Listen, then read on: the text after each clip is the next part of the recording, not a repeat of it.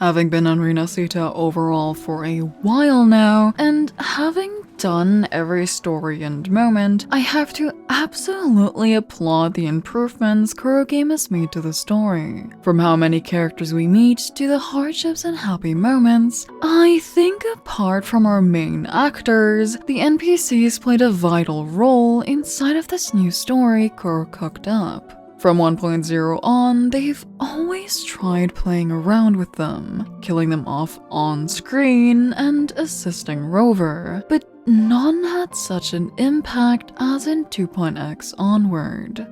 Especially in the department of individualized NPCs, Renacita takes a big lead. Right out of the trailer, where many theorized which character might belong to which faction, to actively making us dislike, then like, and then dislike another faction again, they've always brought quite the roller coaster ride. I already have a video up on the smaller roles if you would like to see those mentioned, but today I'd like to talk about some non-playable characters who, especially in the end, played a gigantic role.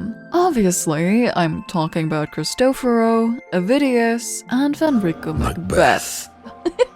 I still think that name is funny, I'm sorry. From the start, we get the impression that Fenrio is possibly dangerous, staring us down from the sidelines and generally establishing the acolytes as something that may be a little bit fishy, along with the heavy echo supervision across Ragusa City.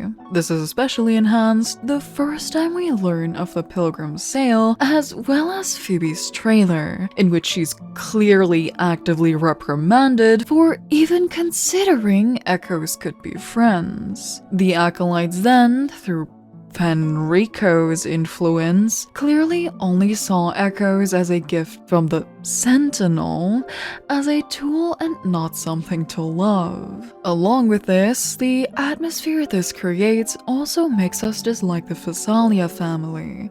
Well, at first, as due to circumstances we know of now, they work together. As the story goes on, he's a reoccurring roadblock, mainly being in the background, but ending in us learning his mind was clouded by Leviathan, only to be cleared by us and the terminal, or lantern as is often described, of Napoleon II. He turns from someone we hated and wanted to obviously stop to our #1 goat, taking off his mask in a so-so literal way to assist us and to bring Leviathan down. Of course, as of recently, we learned he did try to use Leviathan to bend to his own will, being very well aware of what it was, which eventually obviously failed. But this, of course, doesn't make him any less of a goat.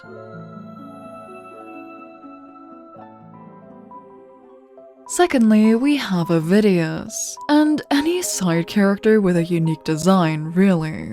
Though we only knew him shortly, he was a puppet of Christophero's, who wanted to gain life, helping us and following his role until he saw something he wasn't supposed to. You see, if you missed it, Christophero's plants memories inside of his puppets, and once those don't match up with reality, things go awry. Aside from having to accept the reality that he isn't human, he still insists to assist us, trying his best to, essentially, bring down his creator or to justice. Fighting along with us, wanting to lead us into the right direction as long as he could do something as a human. Unfortunately, ending tragically in, just like Fenrio, sacrificing himself to the tide, actively refusing to become the tyrant king Christophero's wrote him to be, and instead absorbing all dark tide around to die with him. Whether or not you think so, I think in the end he turned more human than some other actual humans in the story. Before we get to Christophero's, I'd also love to give an honorable mention to all of the child versions of our heroes today. Only being there to tell a story and not to be in a playable version, it helped to tell the story so much better, as well as show the internal conflict of certain characters, notably Cantarella's tragic childhood or Galbrenna surviving with the dark tide, it always made for a better and more dramatic understanding,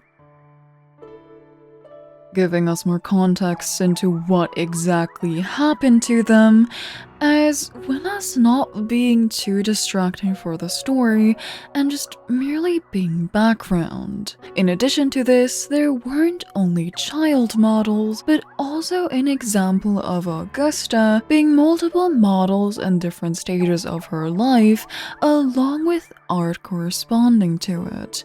It really was just nice to see, and I hope we see more of it in the future. And lastly, we have Cristoforo.